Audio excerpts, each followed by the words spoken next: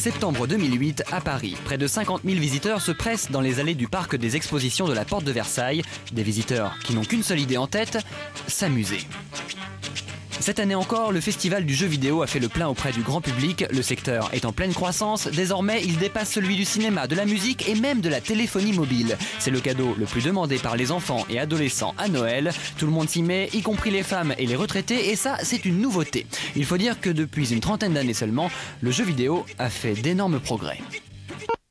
1972, sur les écrans de télévision américains débarque le premier jeu vidéo grand public de l'histoire, Pong. Un jeu extrêmement simple dont le graphisme est réduit au minimum.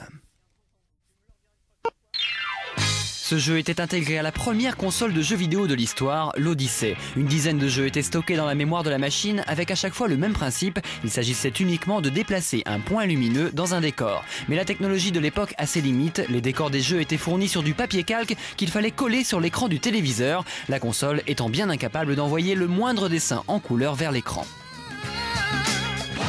4 ans plus tard, en 1976, la première console de salon fonctionnant avec des cartouches de jeux fait son apparition, la Fairchild Channel. Pour la première fois, il fallait acheter les jeux en plus de la console, des jeux en couleur avec de la musique, une petite révolution. Les années suivantes, plusieurs fabricants lancent leurs consoles de jeux, Atari, Philips, Mattel et d'autres. En même temps, le micro-ordinateur se développe à grande vitesse, faisant de l'ombre au jeune marché du jeu vidéo qui se porte de plus en plus mal. Mais le secteur va très bientôt rebondir grâce à un sauveur venu du Japon, un petit plombier moustachu. C'est en 1983 que va naître Super Mario Bros, un personnage créé par le japonais Shigeru Miyamoto, aujourd'hui considéré comme le pape des jeux vidéo. Super Mario est disponible uniquement sur la console Famicom, créée par Nintendo, plus connue en Europe sous le nom de Nintendo Entertainment System, la fameuse NES. Grâce à ce sympathique personnage, la compagnie japonaise domine le marché des jeux vidéo, mais la concurrence ne tarde pas à arriver.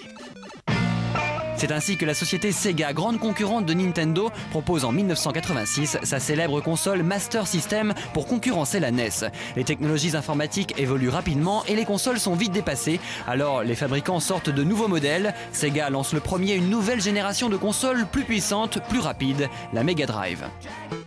Pour concurrencer le Super Mario de Nintendo, Sega invente en 1991 sa propre mascotte, Sonic, un petit hérisson bleu qui va lui permettre de rattraper son concurrent de toujours. Pour marquer sa différence, Sega propose également une communication beaucoup plus agressive que celle de Nintendo.